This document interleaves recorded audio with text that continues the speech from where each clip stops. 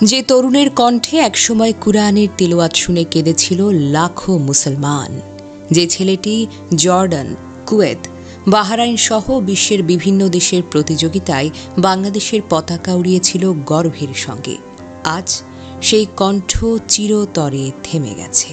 মাত্র ২৫ বছর বয়সে না ফেরার দেশে পাড়ি জমালেন বিশ্বজয়ী কারি হাফেজ সাইফুর রহমান তৌকি।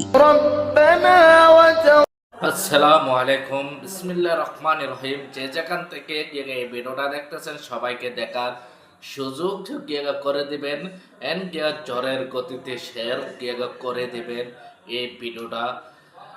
দাররা মুরাদনগর দাররার আর হাফেজ সাইফুল রহমান ২৬ বছর বয়সে সে দুনিয়ার মায়া ত্যাগ করে ছেড়ে সবাইকে চলে গেল এবং জটান বিভিন্ন রাষ্ট্রে প্রতিযোগিতা ফার্স্ট হয়েছিল কোরআন তেলাওয়াতের মাধ্যমে। এবং কিবাচে হাফেজ সাইফুল ভাই মারা গেল ২৬ বছর ওর কালে এবং ডেঙ্গু জ্বরে আক্রান্ত হয়ে না ফেরার দেশে চলে গেল। দেখলেই বুঝতে পারবেন।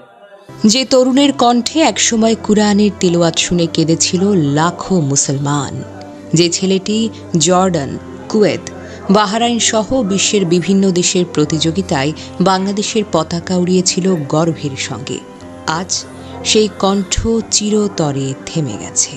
মাত্র ২৫ বছর বয়সে না ফেরার দেশে পাড়ি জমালেন বিশ্বজয়ী কারি হাফেজ সাইফুর রহমান তৌকি।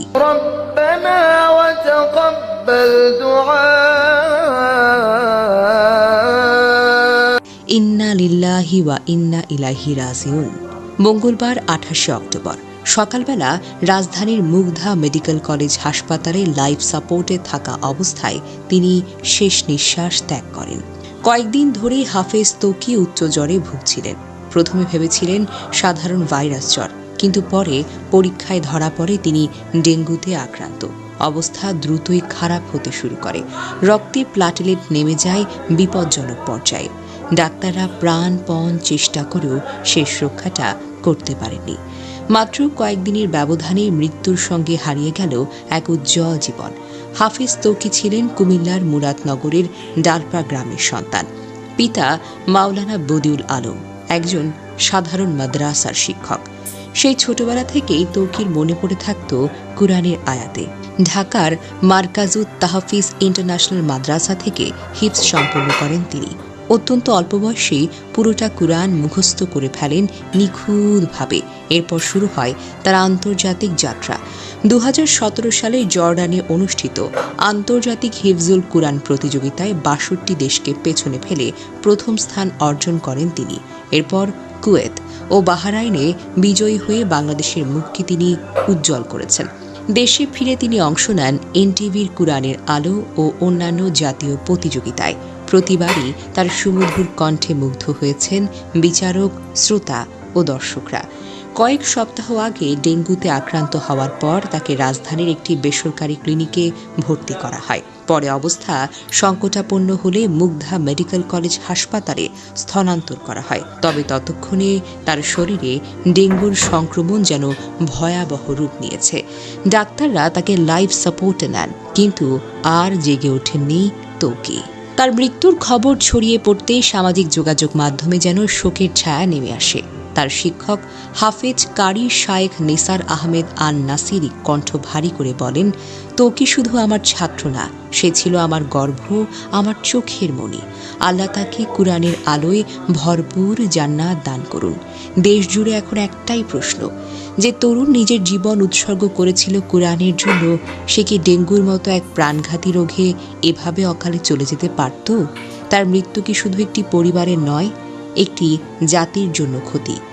একজন অনন্য হাফেজ কুরআন, যার কণ্ঠে সারা বিশ্বের মানুষ শুনেছিল আল্লাহর মহামূল্যবান বাণী।